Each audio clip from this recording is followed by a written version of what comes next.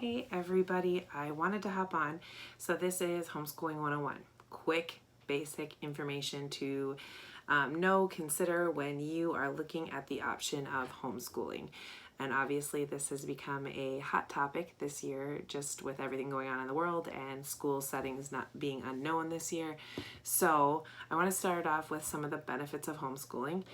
So one of the biggest benefits is that you can custom tailor your homeschooling around your lifestyle, around your kids' learning style, and around your family structure. And so it can be hugely beneficial to be able to, like, there's people that travel and homeschool. There's people, you don't have to fit your travel plans on a school calendar because you can take off time when you want to. You can schedule family vacations.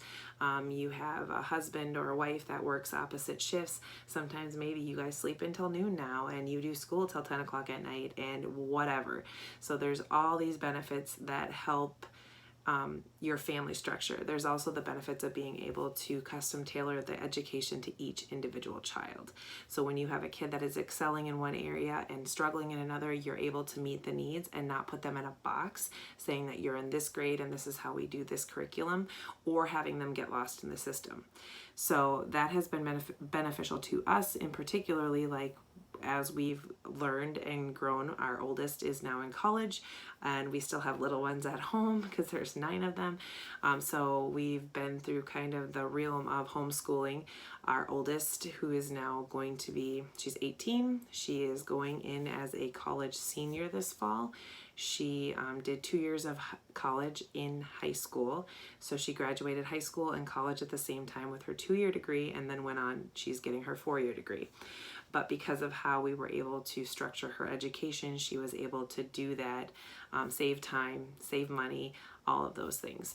So, and then again, we've had kids with dyslexia and we've been able to custom tailor their education, hold them, or help them in areas they needed help and let them excel in areas that they were ready to excel in. And just as a family, it's helped us to come together, to be united. We work together every day. My kids are each other's, some of their best friends. I mean, they fight like cats and dogs too, but they're also really, really good friends in the end. So that's just, like I said, lots of benefits to homeschooling when you look at the big picture. Another question I get is, how do you do it? There's lots of ways to do it. Step 1 is to research and see if it is something that's going to work for your family. Step 2 would be to go to the district that you live in, find out what you as a homeschooler need to do. Typically you need to register your kids, let them know. There's usually like a letter of intent or a way to withdraw them from the school depending upon where you're located and how that all works with your district. And then you can start looking for curriculum and finding out what their learning styles are and the needs. And it can seem overwhelming. It doesn't have to be. And if you find a good support system in your area, a homeschool group, there's lots of moms on here too that are willing to help and give you tools to figure out what works best for you.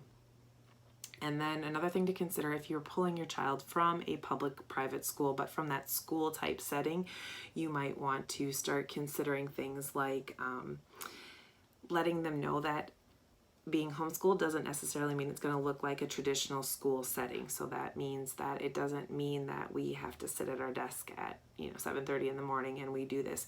You can have structure, you can have all those things, but it's not the same. So it's going to be an adjustment on their part if that's something that they're used to. It's not something I personally have had to deal with because my kids have never been in a public-private school setting, but it's just something to be aware of if you are pulling them out, that it's going to be an adjustment. If you did the distance learning last year, I'm sure you noticed some of that adjustment. The other thing is it legal or accepted? Homeschooling has actually become very popular in a lot of areas. Almost anywhere you go, you're going to find large homeschool groups. Even when I talk to people who know we homeschool, they're like, oh, well, is there a lot of homeschool families? Even in the area we are in, I know of over 250 homeschool families that are just in this area, and that's not even in the whole, like that. There's a lot. They're everywhere. You might not know of them because you're not aware of them. It's just like buying a new car. You buy a new car, you see that car everywhere. You get into the homeschool community, you find them everywhere.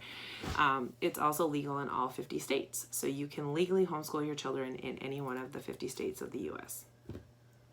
So those are just some of the basics that I wanted to kind of touch on. If you have questions, comments, if there's things that you know, that pertain to that area, please ask, post the questions below, and I'd be happy to help answer them. And I'm sure some of the other moms on here that maybe already are homeschooling or have a year or two under their belt would be happy to share some of the transitions and things that they've gone through as well. Talk to you in a bit.